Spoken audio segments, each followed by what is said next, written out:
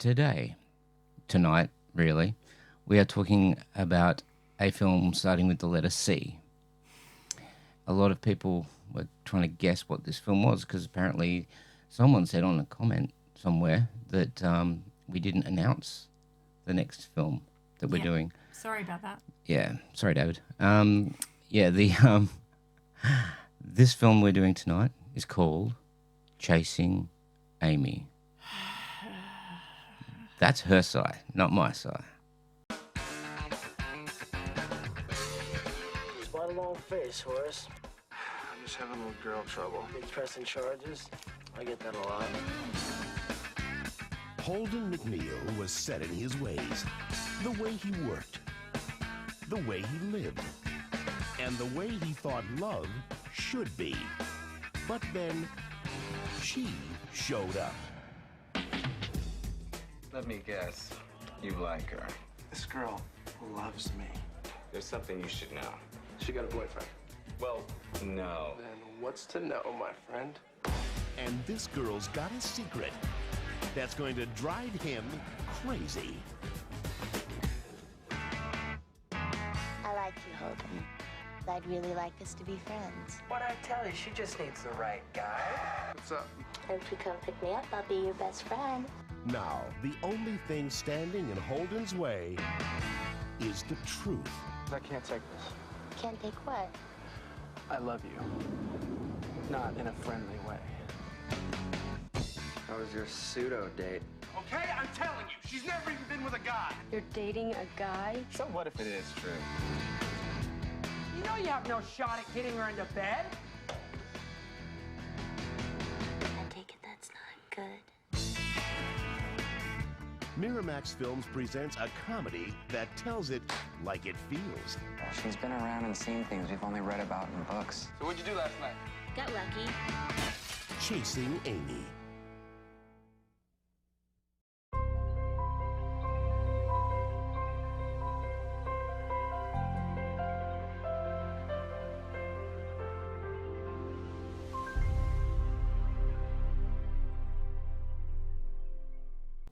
I'm wearing. You get to learn why I'm sighing about this movie. Oh, honey. Let me mansplain this to you. Now, there's going to be a lot of that kind of thing going on in the film, not here, because she will beat me up. Hopefully. Okay, so, Alicia, would you like to give a plot synopsis, or would you like me to? No, you can give the plot synopsis for this one. Okay, do we cut that bit out? Yeah. Okay, cool. Okay, so the plot of this film is very simple film. Two comic artists, that's Holden and Banky, work in a very competitive industry, which is independent comics. And they've just had their breakout hit comic, and they are navigating life as young 20-something men do. And what happens is, in all relationships, eventually one of them falls in love. And unfortunately, Holden falls in love with Alyssa, who is a beautiful young lady who is also a comic book artist. They meet at a con, and she turns out to be a lesbian. And this doesn't deter Holden. He falls madly in love with her, and in a great bit of male bravado, he decides that he will profess his love for her, and strangely enough, romance ensues. I cannot even. And despite everything, that seems to work for a while until Alyssa's past comes back to haunt him more than her. She's fine. She's absolutely cool. She's had a life. You know, everyone experiments, whatever. And we'll get into what happens later. And it puts a big canker in their relationship. And will it survive or won't it? Do we give the ending? No, not yet. Okay. Not Ooh, yet. I'm waiting. Ooh. Okay. Just Can I just ask you a question? yes. Do you like this film? No. I do not like this film at all. We watched a movie a couple of weeks ago, which I won't spoil yet because we're going to do a special episode on it. And we can announce that later. Yes. Yeah. That I hadn't watched for many, many years because I heard it was just toxic masculinity, and it was very much stuck in the 80s, and it was awful portrayals of women and blah, blah, blah, blah, blah. That movie turned out to be great. This movie was the movie I thought I was going to watch before. Oh my God. Now, in fairness to Kevin Smith, he says to his haters that he wrote this movie when he was 26 years old. He knew nothing about gay culture, especially lesbian culture, and he was just writing from the heart. You can sort of tell. Oh boy, can you tell? just a little bit. It'd be like me writing about figure skating. Yeah. Yeah. Apparently, the movie was inspired by Kevin Smith's brother being gay. Like, it depends on what you read. IMDb says it was actually based on Kevin Smith's. It's a conflicted thing because Yeah. Kevin has actually said in commentaries and things like that, his brother gave him a lot of feedback about the gay characters so he could get it authentic. Yeah. And it was about his relationship with Joey Lauren. Adams, who he was dating at the time. And he had issues with reconciling her past. Yes. But it wasn't just that as well. His producing partner, Scott Mosier, apparently had a crush on a lesbian filmmaker by the name of Guinevere Turner. And She's a great filmmaker. yeah. Really good. But, Really good. Yeah, he fell in love with her. I think she was in Mallrats. She was so. it's Trish. Yes. Yeah, in Mallrats. Yeah, Smith told Mosier to channel his heartbreak and turn it into a movie about a guy who falls in love with a lesbian. As you do. Which they did. And look, it could have been a good thing. Was it? No. There was a point. There was actually a point where we were watching it. He likes and I don't spoil that. There was a point where we were watching it, and I turned to her and I looked at her, and there was almost a brief moment of her going, "Oh, this has turned itself around. This is actually what?" And you were really rooting for the character, and it was building up to a crescendo of like, "This is a redemptive arc. He's getting it. Get it." And I went, yeah. And then something happens. We'll get into that, but oh boy. Okay, the boys have a really great friend who they go to the con with called Hooper X, and he is a militant sort of Nubian god, and he writes comics to empower his fellow black people, and especially black children, because they don't have heroes.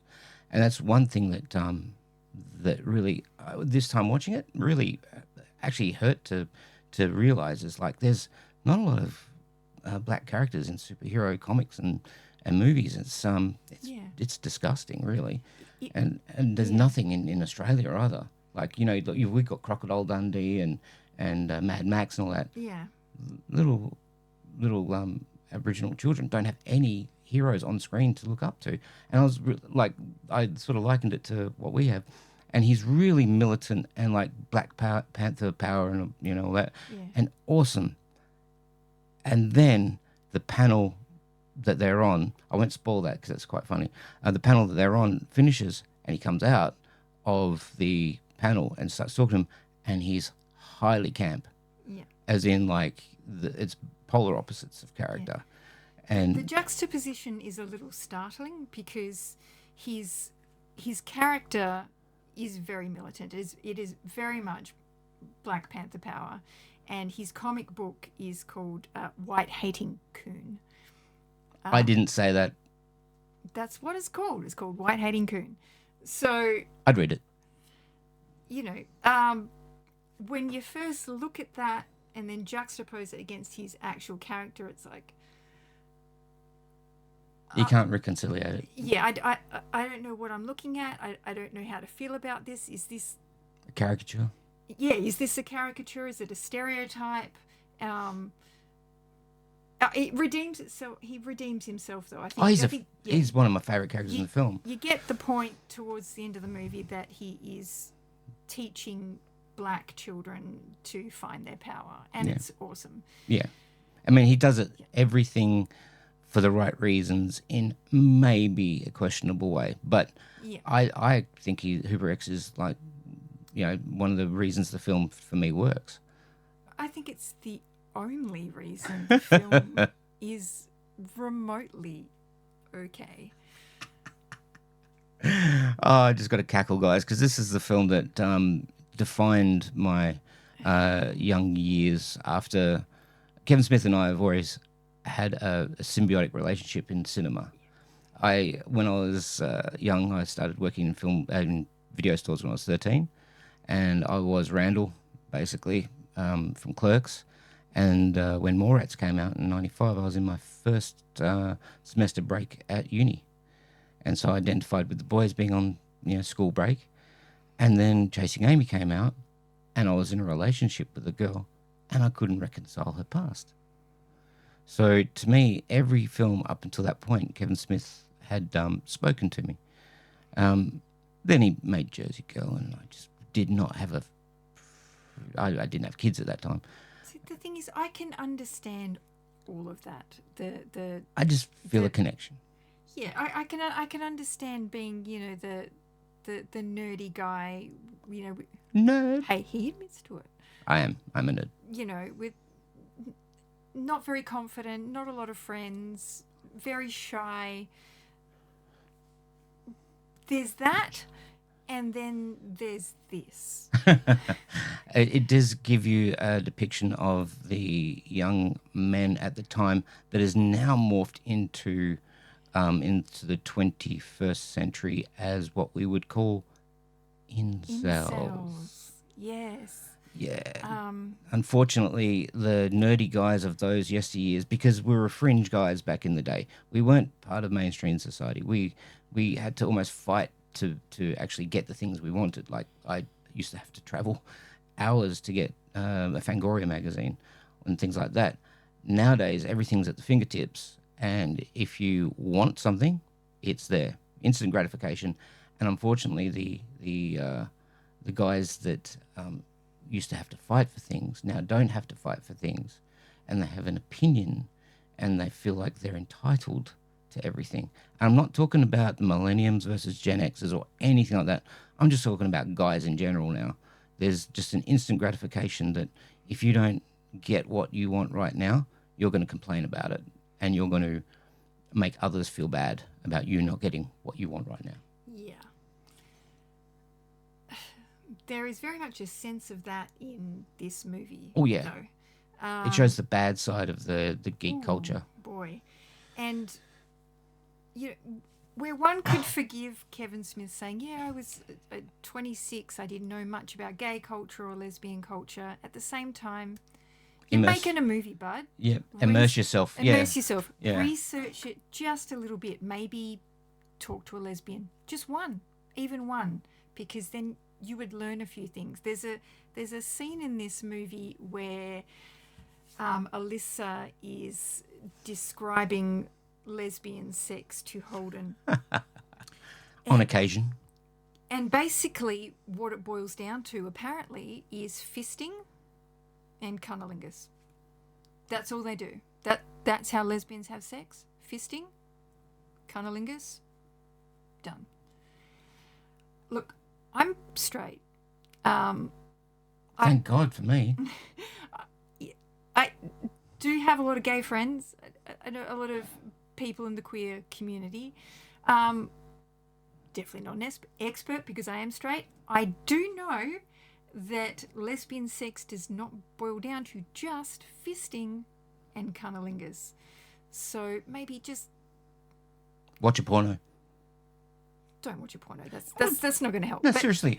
You watch a lesbian porno, and you watch a lot of lesbian pornos, you'll actually realize that there's not just fisting and cunnilingus. There's a whole world out there. Sure. Or just ask any lesbian at all. I'm going to go down the street couple and of ask a lesbian questions. about, hey, what kind of sex do you have? Well, he's researching a movie. I'm sure he could find someone to ask. I'm playing devil's advocate. I love this movie. It's one of my favorite movies of all time. Not my favorite Kevin Smith film. It's the one before this is my favorite Kevin Smith film. But I agree.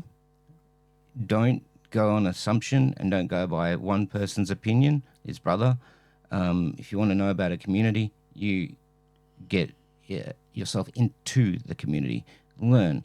Listen. Actually, listen. He should have just listened for a good 6 months before writing the script. But, I mean, the script to me is actually fantastic. But Not. this is a total shitcast. It is. It's our first shitcast. It is, because just the way things roll out in this movie just would never happen. They would never, ever happen. It's a movie. It would never happen, people. Like, for a start, we've established pretty early into the movie that Alyssa is gay. And Big time. Big time. And it's a shock. Actually, that's one thing I Yeah. didn't like about this. It shocks you that she's a lesbian, and they do it for an effect. Like, oh my God, she's a lesbian. And Yeah. it's trite to me. it is very trite. And I don't like that. I just prefer it to be a matter of fact, like it should be Yeah, in real life. It's not particularly intelligent, but it is blatantly obvious. It is. And yet Holden has decided Dancing like this, that he is in love with her and therefore he must have her. he must have her He's a man. anyway, because he's a guy, so surely he can change her. He's young, he's good looking, he's successful. Yeah. What's not to want? Any lesbian would want that. So realistically, It's just so unrealistic. it shouldn't work, right? It's not going to work because she's gay. In this movie, he gets the girl. Not only does he get the girl, he gets the girl by basically gaslighting her and saying that she's been manipulating him and making him think that she has feelings for him when she has not done any of that. She hasn't got any intentions sexually or romantically No. towards him. But He's putting it on her. yeah, he tells her this, has a big screaming match with her. She walks out of the car in the rain down the street, and you're thinking, yeah, you go, girl. Fuck that guy. Fuck off. Well, that speech she gives, says, what, I mean, I'm going to have to paraphrase here because I can't remember. And she says, it says, just because you told me you love me doesn't mean that I'm automatically going to love you. Yeah, and you're thinking, great. That's Yes. power. Yes, Power show because this motherfucker. That's right. And then she walks off, and you're thinking, good, she stuck it to him. And then she turns around and walks back and makes out with him, and now they're a couple. In the rain. In the rain. It's very beautiful. And you can see the camera crew in the window behind them. Low budget His filmmaking. gaslighting worked, people. Apparently it used to. Negging, I think they call it now as well. Negging's a thing, isn't it? Yes, yes. Gaslighting, negging. What's the other thing? I don't know. To me, like, It's a scenario that should It's never not have gonna work. worked and would never work. it would never work. But in this Unless she movie, was bisexual. it did. And however, Because in... apparently the Kevin Smiths sitting in their basement think that that's a scenario that could work. The Kevs. Yeah. Okay, I got to defend Kevin Sorry. Smith in his storytelling because it's not an excuse. It's an explanation. In the film, because he can't reconcile her past, and he finds out that when she was in high school, she had sex with 2 guys, and one day after school, and he's like blown away. He's like, she had sex with a guy? Blown away is too kind. He chucks a fucking hissy fit. He has like a mental tantrum. How dare she have a Yeah, but let me get to it. sexual past? Yeah, but like he finds this out, and he's like having sleepless nights, and he can't deal with it and all that kind of stuff. And he finds out that she not only has had a past with guys, but she's had guys and girls, guys with girls, and she's been a very experimental girl. And there is so nothing wrong with that. And this guy Holden cannot even comprehend that she had a past before him. And that is really what the crux of it is. It's about a guy that can't deal with the fact that he's not her first. And I think that's the whole... Very sad, insecure little boy. Yeah, it is. And like when they finally have it out, because they're at a baseball game, at a Boston Red Sox game, I believe. Yeah. And they, like, he says, so what, because she got the name finger cuffs because you put your fingers in a Chinese finger cuff and you can't pull it out. She was having two guys at the same time, get the image in your head, whatever. And that's the nickname stick. And he actually shouts out as the crowd goes quiet, so what's with finger cuffs? And you just see this poor woman die inside. Like, she dies inside. Mm-hmm. And it's really great acting, actually. It was. And she just lets him have it, you know, and she just, like, in front of everyone there, she just says, you know, just because I was an experimental girl does not mean that that I wanted to have sex with a man ever again. Yeah. You know, and it's sort of like it wasn't a choice that she was a lesbian. It wasn't a choice that she had sex with the guys again. She was just experimenting, and she is who she is. Proper fluidity. Yeah. And I love that about Alyssa. And that was a marvellous moment. She stood up for herself. Yeah. And she told him to go fuck himself. It was great. And there was a moment towards the end of the movie where you almost thought... This is the part, guys. That Holden was going to redeem himself. That he had a little think about it and thought, oh, yeah, she can do whatever the fuck she wants. Because, we haven't said, okay, Holden's played by Ben Affleck. Yeah. Banky's played by Jason... Banky. Banky, is it? No, Banky. Played by Jason Lee, and Joey Lauren Adams plays Alyssa. Then you got Jane Silent Bob, played by Jason Mewes and Kevin Smith. Now, Banky calls her finger cuffs and basically derides her for being a lesbian, who then is not a lesbian, and just really has a nasty little comment about her. Yeah. I mean, side note, like, Banky is obviously closet gay. Because he's pointing a finger, yeah, and just he doth protesteth too much is what I wrote somewhere, and he's like, you know, you can just see the jealousy. It's blatantly obvious. But I didn't actually pick it up when I watched it the first time because, you know, well, again, I wasn't experienced back then. This scene makes it clear because before that though, this is the scene you're talking about. Before that, when Banky goes, that she's something lesbian. He gives her a sharp comment, and Ben Affleck goes, "Don't talk to her about her like that." Yeah. And and he goes for his best mate. Like, he actually goes for the throat and tells him, don't you be calling her that. That's just the name that stuck.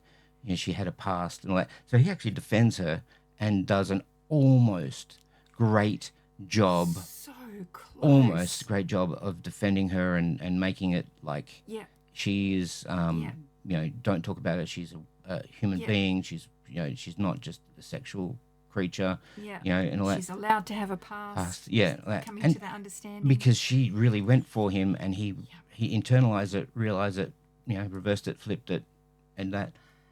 And turns out, no. And it failed. Because the main final scene of the film is Holden, Banksy, and Alyssa in a room together.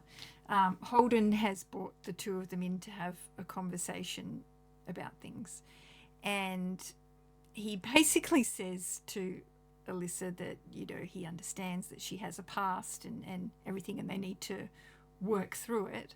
And he turns to Banksy and he's like, Banky, sorry, and he said, like, I understand that you've got some issues. You're probably a bit closeted. I know how we can work this out. This will be best for all of our relationships. Let's have a menage a trois. That'll make me feel better. A threesome. Yeah. threesome. And that'll work out for all of us, right? I mean, Now, Banky, he's all for it. well, he's not all for No, it. no, he says He reluctantly says- agrees because well, he's he doesn't clearly reluctantly. He goes, sure. yeah, but it's because he's clearly in love with Holden, Yeah, he is. and you know, And there is a footnote to this I want to bring up after. But yeah, and Alyssa, on the other hand, this is the best, I think the best scene in the best film. moment in the movie, Yep. which we'll get to in a bit because we'll award the best moments. Okay. Yeah. Okay, well, pause it there. Pause it there. And then we're going to go into production. Yeah. Okay, so before this, Kevin Smith had done Mallrats. Yes. Sean Daniels from Universal and James Jacks got him to do Mallrats because they saw Clerks at Cannes, and they said, we want to work with you, let's do Mallrats. They made Mallrats, it came out, and no one watched it. No one watched it. I did, but no one watched it at the cinema. Now, that broke Kevin Smith's spirit, and he went back, internalized himself, went back to his mum's basement, and started writing Chasing Amy because he'd gotten into a relationship with Joey Adams on Mallrats. So they started seeing each other because she's in that too. And then they started on Chasing Amy, and he asked her to give him some help on the script and all that. So they did collab on story points and things like that, and it was very much going to be an indie production because after the failure of Mallrats, he was a bit of a pariah. Well, actually, Miramax did Offer him beforehand. $2 million for Chasing Amy, only if he would cast David Schwimmer, Drew Barrymore, and Jon Stewart in the three main roles. Yeah. And he went, No. no. Best So- friend was? His best friend at the time was? I have no idea. Ben Affleck. Okay, Ben Affleck. But so he said no, and Miramax gave them $250,000. And to his credit, the movie grossed $12 million. It's a very big hit. Out It was a of very that big hit. budget. I remember So- Cinema Paradiso? Yeah. I went opening night and saw it there. And it was an art house film, obviously. And it played big, and it was huge. I worked in video stores, and it was huge in the video stores. I mean, I've got the poster. So for an indie film, that's incredibly impressive. Mm. Yeah. I mean, it featured many indie bands as well, which that's one thing about Kevin Smith films have all got in common. The soundtracks are amazing. We'll talk a bit about this later, but this soundtrack is like every single needle drop is a hit. And that's probably because the actual composer is from a band. I thought, the needle drops were great. The actual Music? the score from the composer. It's terrible, but because he actually is a musician and is in a lot of he's in a band, he managed to get all this music that normally would have cost him a lot more for relatively cheap. There's this weird folksy opening It's music. like Get Out. It's like Get Out. Yeah, but not cool. Not cool. Yeah. Yeah, and Needs and more then, black people and then in it. some random organ music after that. I'm like, It speaks indie. yeah, It does. but gratuitously. Pretentiously in some way. Yes, pretentiously. Yeah. It's almost a Wes Anderson film. Almost. I mean, Wes Anderson is the nadir of pretentiousness. Yeah. But Kevin Smith always ekes it back into the commercial. Yeah. In case nobody knows, we do not like Wes Anderson. We'll probably feature one of his films on Shitcast because they're shit. Sorry, guys. That's just our opinion, though. I mean, if you love Wes Anderson and you're starting to cry right now. Yeah, I can feel some people I know Yeah. in the back of my head going, It's just pretentious wankery, and you don't have to, not everything's a metaphor. You can actually have, things blatant. Yep. Things don't have to be symmetrical all of the time. No, It's okay to change it up. it is. Not everyone's I do Kubrick. like his use of color, though. I'll give him that. Yeah, but I mean, no one else is Kubrick except for Kubrick. That's the only symmetrical director I like. Yes. and Mike Flanagan, but that's because he. Anyway, Doctor Sleep. We'll talk about that another time. Okay. There's really not a lot else written about the production of this movie, but there's the interesting consensus of the critics for this movie is it starts off by saying Chasing Amy's depiction of queer sexuality is frustratingly clumsy. It's like fumbling in the back seat of a car. Yeah. Back of a Volkswagen, actually. Yeah. Throughout the film, you do get that. Yeah, you do. Yeah. Which is, I would have to I mean, that's a 26-year-old male with not a lot of life experience, bar a working in a delicatessen. Yeah. You know, we call them delicatessens over here, guys, not corner shops or something like that. Yeah. Or what do they call it in Clerks? Quick Mart. And, yeah. So lesson to everyone. Get out there. Live a life. Live a life. Maybe talk to your queer community. Ask them some questions. You may learn things. I mean, you may learn a lot of things. Oh, no. I'm going to get cancelled, aren't I? Yep. Okay, that's fine. Hey, I'm supportive of them. Love it. Is there anything else we need to talk about? My favourite scene in the film. Okay, should we get on to... Well, before we get on to the awards, who is this movie for? This movie is for guys that live in their mother's basements and who have an extensive comic book collection, collect Nintendo 64 and Nintendo SNES games, have posters of The Crow still on their wall. And you will all enjoy this movie thoroughly. And if you wear Doc Martens, I support you. Just don't believe anything about this movie, because if you tried that in real life, it's not going to work out for you. I promise you. Do not try and seduce a lesbian. It doesn't work. Please just don't do it. You'll get heartbroken and you'll end up with scars. Even if it does work, don't manipulate and gaslight a lesbian into loving you. Don't gaslight anyone into loving you. Yes, that's the takeaway. Don't gaslight people into loving you. No. That's the takeaway for today. No. 257 emails. Anyway, yeah, there's a lot to love about this film. I'll just go from my experience here because we've heard a lot of negative. But I was very, very moved by this film. I've always said my two favorite acting moments in my life is there's one scene in Boogie Nights where Mark Wahlberg is contemplating his life when the Jesse's girl's playing and stuff. The camera's doing a slow push in. I think that's his best acting moment and probably some of the best acting I've ever seen because it's all in the face. I used to think that the moment where he says, "I fucking love you," in the car to Alyssa, I used like the genuineness of Ben Affleck in that moment, regardless if he's an incel, whatever. I do love how genuine he comes off. You know, at that moment, he just, just like, you can see him like saying, "I want to say it, I can't say it. I want to say it, I can't say it." Genuine to the point of scary. Yeah. I mean, I love him as an actor. And this moment I just thought was so raw that I've always loved that performance.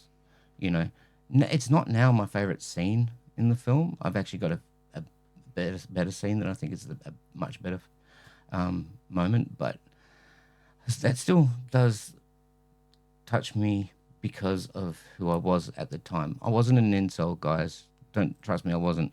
But I could identify with being a nerd. Yeah. Trust me, that's what a freaking narcissist would say. Trust me, I'm not an incel. Not at all. Not at all. Okay, so what was your best line in the film? What's a Nubian? My favourite line was when... There's another line after that. There is? Yeah. He goes, "What's a Nubian?" He goes, "Black Rage!" And he pulls out a gun. And... Yeah, that is pretty good. Yeah, that's my favourite line. I don't know why. It's just funny. My favourite line is after Ben Affleck is done gaslighting Alyssa and she turns to him and says, "Who the fuck do you think you are, you judgmental prick?" I was like, Watch the microphone, dear. yes. Yes. Yeah, it was a good moment. Yeah. Yeah. Okay, so Worst next award. line. Worst line. Worst line. I honestly, I don't think any line's bad. It might be badly delivered. Actually, problematic. Can I have a problematic? Yeah. When Banky and Holden are going to, well, they're supposed to be going to a convention, and Holden is leaving Banky holding the bag, literally, at the train station, and he sends, he goes through his bag and he looks and there's just nothing but porn in there, and he goes, he goes, "What's this magazine?" He says, "You want to see a chick on chick? You want to see a chick with two guys, one guy, all this kind of rude and lewd stuff." And he says, "And occasionally, just very occasionally, you want to see a chick with a horse." And I just went, I've forgotten about that line. That was not expected, because I haven't seen this for 10 years. But it wasn't. I have to agree with you. It's that same scene, but it wasn't just that he did that. He then showed the animal porn to a random child. I just find it funny. I'm sorry. I'm a weirdo. No one they knew, just a random child. Here, have some animal porn. Yeah. And I think later on in the film, he and that plays back into Clerks 3. Yeah. Does it? 2. Clerks 2. Wouldn't know. But Yeah. he pervs on Catholic schoolgirls later in the movie as well. Does he? I can't remember that bit. He does. Oh. Yeah, in Clerks 2, if you guys recall the classic scene where they're having a bachelor party and they bring in a donkey, and a guy brings in a donkey and he's wearing chaps, and like they're going, "Whoa, whoa, whoa, whoa, where's Kelly?" He says, "A man's name can be Kelly." And there's a donkey show with a guy and a donkey. And I just find that kind of stuff, irreverent humor, funny. I don't know why. I'm a guy, I suppose. What was your most over-the-top performance? Over-the-top performance. Hooper X. Yeah. Yeah, the bipolarness of the character. Yeah. But it's intentional, so that's fine. Yeah. I would have to go with just when after Ben Affleck almost redeems himself, when he suggests having a menage a trois to the group, just the way he delivers that is so ridiculous. I laughed out loud. I don't know if it was intentional that he did it that way, but it just came across as, dude, no. Like, did he just say that? Do you know what you just... No. That was crazy. My favorite... Can I talk about my favorite scene? Mm-hmm. My favorite scene is actually involves Kevin Smith. Now, I can't help it. He's a good storyteller. There's a part where Holden goes to a diner, and in walks Jay and Silent Bob. We know them from Clerks, we know them from Mallrats, and they walk in and they sit down because they're comic books based on them, Blunt Man and Chronic, and they sit down and Holden is giving them money because he's paying them off for their likeness rights, and it's they says, "Look at this morose motherfucker," and it's and they can tell he's down and all that kind of stuff, and Jason Mewes is doing this rapid fire delivery and stuff like that, and Kevin Smith just goes, "He's chasing Amy," and Jason Mewes goes, "What the fuck are you talking about?" Basically, say, "Shut up, lunchbox," or whatever, and he basically turns to Jason Mewes and goes, "Would you just shut the fuck up for a minute?" And it's yes. It's the first real moment of those characters, I think. And then he just proceeds to tell a story about how he couldn't get past this girl's history, and he's always been, since that failed relationship, he's been chasing Amy, hence the title. And it has a nice footnote at the end of the film where Holden is a solo artist now. He's got his own comic, did a small run, and at the end of the film, they all meet up at a con, and Alyssa's doing her comic, and she's obviously got a new partner. She's there with another lady, and Banky is there. He's doing his own comic, and Holden is there, and he's got his comic Chasing Amy, and it has probably the worst of Kevin Smith's ending because it's very upsetting. Him being an incel and all that kind of stuff, and toxic masculinity and all that stuff. Basically, she says, "Oh, you've got a comic out," because he goes up to her and sees her. Because there's one thing that he does at the beginning of the film where he says to Banky, that they've shared a moment, and it's sort of like he makes a big thing out of it, and Banky realizes that they're in a gay club, and he's like, "Oh, he shared a moment. He's just about to have a surprise here," and because he realizes before everyone else does that Holden does that it's a gay club and that Alyssa is gay. And when she starts kissing on the girl, he's just like, yes, like that, because it breaks Holden's heart, so he can have him finally. And at the end of the film, he goes, Banky goes to motions him over to go and speak to Alyssa, and he goes, to basically say you might share a moment, and you see like the excitement in Holden's face, and it's sort of like, no. It would be a lovely moment if he in any way was redemptive and deserved for that moment to happen, because in the scene before that, which is the let's have a menage a trois scene, it goes 1 year later. It actually has my favourite moment in the entire film, when Ben Affleck suggests this to Alyssa, and she sort of is shocked and saddened and then stands up, and in my brain I was thinking, slap him dead in the face, just slap him, and she does, and it's the best slap. She says, "I love you, Holden." Yeah. Whack. It says, "But fuck you." Best slap in cinema history, and well deserved. So I think that was intentional. I think that's where Kevin Smith got it right. Right, yeah. Completely right. Exactly, but then he ruins it in the next scene. Like we get The ending. Yeah, that moment where it's like, no. And he says to her, Holden is wrong.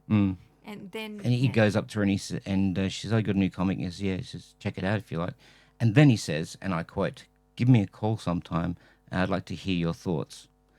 And it's like, you just fucking destroyed this girl's life by bringing her out of a community that she was very ingrained and comfortable in, bringing her into your community where she was isolated because she was the lesbian, to all his friends. And she loses all of her friends. Loses all her friends. Her friends are just like so upset with her and everything. It's really sad. And then so she's obviously gone back to her former lifestyle, which is good. And he sort of like has a glimmer of hope that they might share a moment. It's like, he does not deserve a friendship. Yeah, red flag girlfriend. He's toxic. Stalker, and he wrote a comic book about you. He's showing up a year later in your safe space. Run away. He needs Jesus. That's a He doesn't need Jesus. No, that's because going to the next film that he did. We're not going to do... Okay, no spoilers for next episode. Sorry if this has been a bit sad, guys, but the next episode is not Dogma. Although it is a D, it's not Dogma. Because could have done that. We did consider it, but I cannot do 2 Kevin Smith movies in a row. I cannot sanction his... I cannot sanction his buffoonery. If you've seen last week's episode... You know what we mean. Yes. Last fortnight's episode now, because some idiot decided to press a button and accidentally release the second episode a week and a half early. Oh, well, I'm new to this. Can you do? I'm new. Enjoy it. Yeah.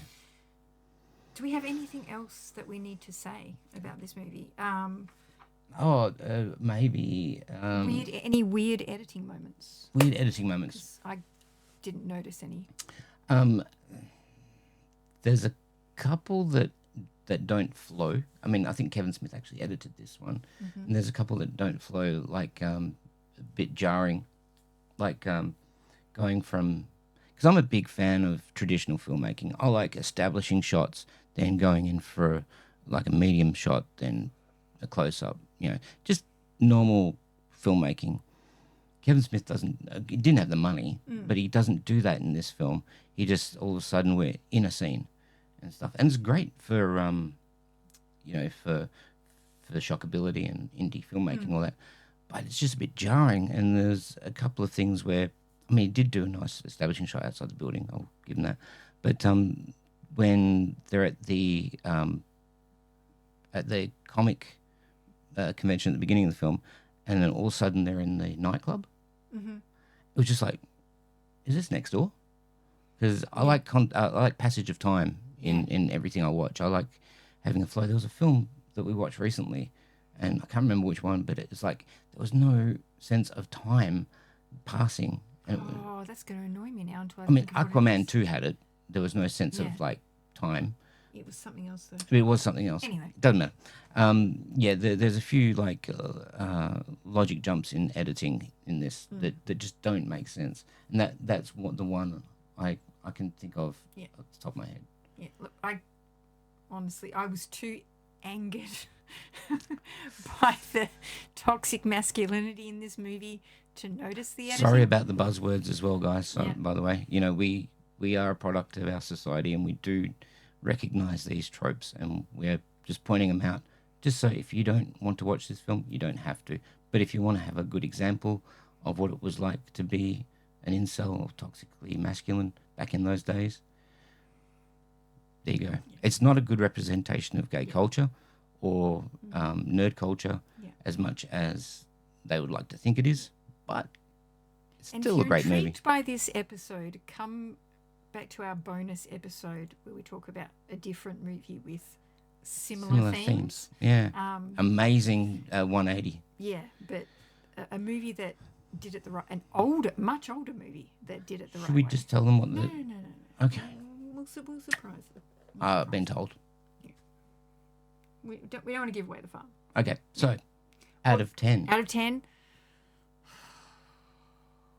She's going to hate me. This is a 3 for me. Yeah. There's so much I don't like about this movie. Even the acting choices. Oh, you mean casting? No, the casting. Can't say that about Ben. No, the casting is say that fine. about Ben. The acting choices, on the other hand. Yeah. Not so much. There's some great acting in this. Like seriously, it could have been Academy Award consideration acting from Joey Adams at the end and all that kind of stuff. She did do a great job. Her voice though is like. She sounds like Jennifer Tilly on Helium. I was going to say the same thing. Jennifer Tilly, prepubescent Jennifer Tilly. Yeah. Yeah. See, like mind, hive mind, we call same it. Same thing. Yeah. Yeah. My rating. Mm-hmm. What do you think I'd be rating this? Oh God, he's going to give it like a 9 out of 10 or something. What is it? 7. Okay, that's not too bad. Yeah. It used to be a 10 out of 10 when I was of the age. Now I'm an older guy. I see its flaws. I see the flaws in its characters more than I actually see the flaws in the filmmaking. It was a bit of a struggle to find a bad editing moment. But, yeah, 7 is a good solid 7. It's not top tier Smith. Well, it is top tier Kevin Smith, but it's not top tier overall of this kind of film. I love films like Dazed and Confused and all the indie films, but this just, it's right place, right time. Yeah. And it just spoke to me. I mean, it still does speak to me in a nostalgic way. Like people, watch Dirty Dancing, and feel, oh, I remember this when I was a kid and we used to dance around the house and all that stuff. It's the same thing. I remember being of that, wearing my flannelette shirts and Doc Martens and not Doc Martens, boots and just being that age, a shit heel at uni. I just remember that era and it was a good time. But those times are over. I mean, there's Thankfully. one thing I got to say. If I could talk to Holden and say, "Grow up, man. Yeah. Grow up." Quickly, please. You're like in your mid-20s. I would actually like to see a sequel to this. I would not. Those characters. Oh, that was what I was going to get to earlier. There is a epilogue to this movie. And if you've seen Jane Silent Bob Strikes Back, right? At the end of that, they have the Blunt Man and Chronic movie premiere. Mm-hmm. And who walks out of the cinema is Banky and Hooper X. Mm-hmm. And, Banky says something like, something controversial, and Hooper X turns to him and goes, "You didn't say that in bed last night." So Hooper and Banky get together. So for those two characters, there is a redemption. Yeah. I like that. That makes sense to me. Yeah. I've always, Yeah. when that happened, I just, Especially how much Screamed. they were riffing of each other and making fun They of each were a other. really throughout good the whole couple, movie. actually. They actually had really good chemistry. Yeah. So I like that. see, so I'd like to see a film 20 years later with those characters. No, just no. Leave it alone. We don't need to go back there. More Rats too. Do we have any trivia about this week? Because all the trivia was in the production notes. There's nothing I could find. No, I mean, apart from the fact that he was going out with her at the time, Yeah. and by the time I think the film ended, they'd actually already split up. Yes. And it was a extremely low budget production. As you said, grossed 12 million? 12 million. Yeah, and it was a huge hit, huge indie film. There's not much trivia I can tell you that you can't look up on Wikipedia or Google. Yeah, I tried. There's nothing really interesting But to say. I will recommend the Criterion Blu-ray or DVD. I think it's only on DVD. Can't remember.